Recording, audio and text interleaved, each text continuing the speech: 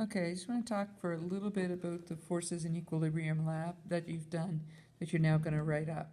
So you're going to write it up just like your gravity one, so the title page, and then inside the purpose you can just copy.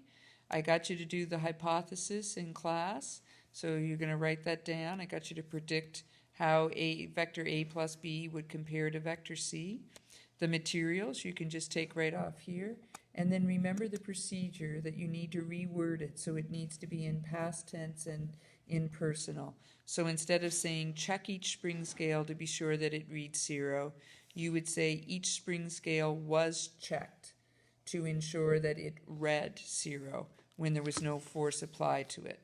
And then instead of saying check to ensure that the 3 spring scales were already attached to the metal ring, you would say the 3 spring scales were checked to ensure that they were already attached to the metal ring. And then I'd probably start a new sentence. Attach the scales to the force table so that each scale registers the force at approximately mid-range.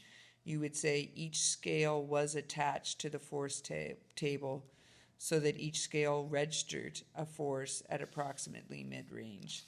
Okay, and you would keep going through like that. Remember we said ask what or who after the verb. It'll always be what in this case to figure out what your subject would be. So placed what? A piece of paper was placed, right? Because you placed a piece of paper. So a piece of paper was placed beneath the spring scale arrangement. Okay, so that's for the procedure. Then in your results, you're going to create this chart just like you did for the gravity lab. You're going to create the chart and you're going to fill it in.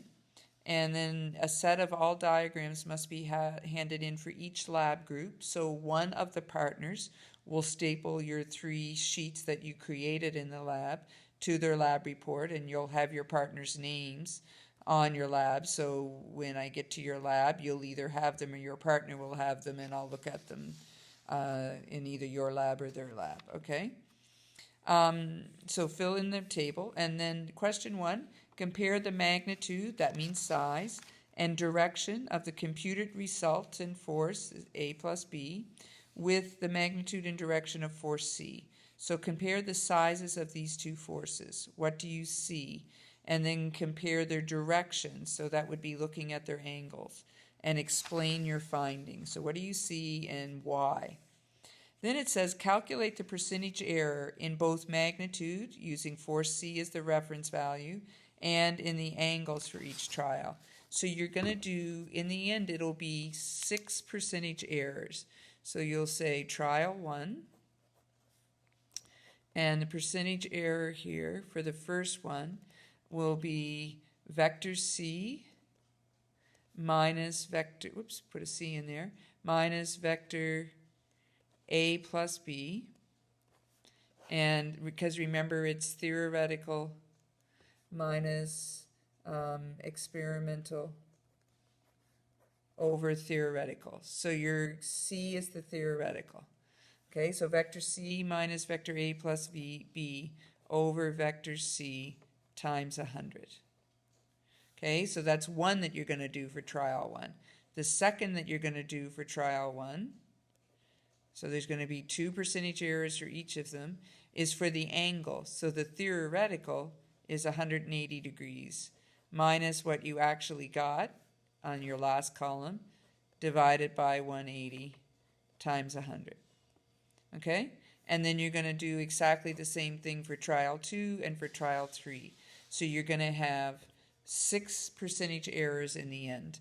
And if you're really good, these percentage errors should be all like 1, less than 1, 2, hopefully all under 5. Okay, so that's for question 2.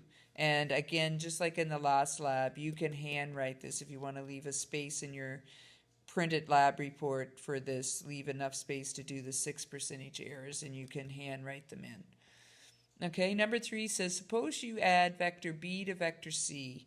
What result would you expect? So I want you to think about that one for a little bit.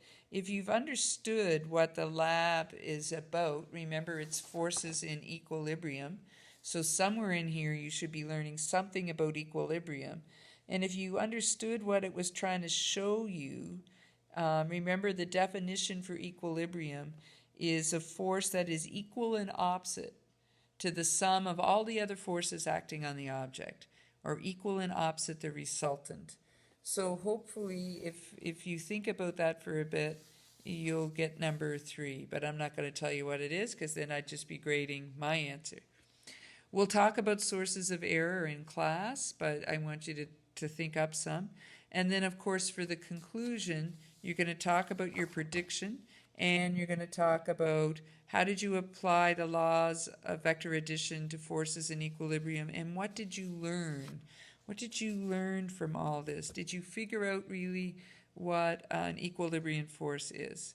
Okay, so part of your homework, like yesterday and today, we'll be working on this lab. You can really have it all typed up except for the sources of error. You can put some in and then we'll discuss them in class, and you'll be pretty much done. Okay, very good. I'm going to do one more little video to talk about one different type of force.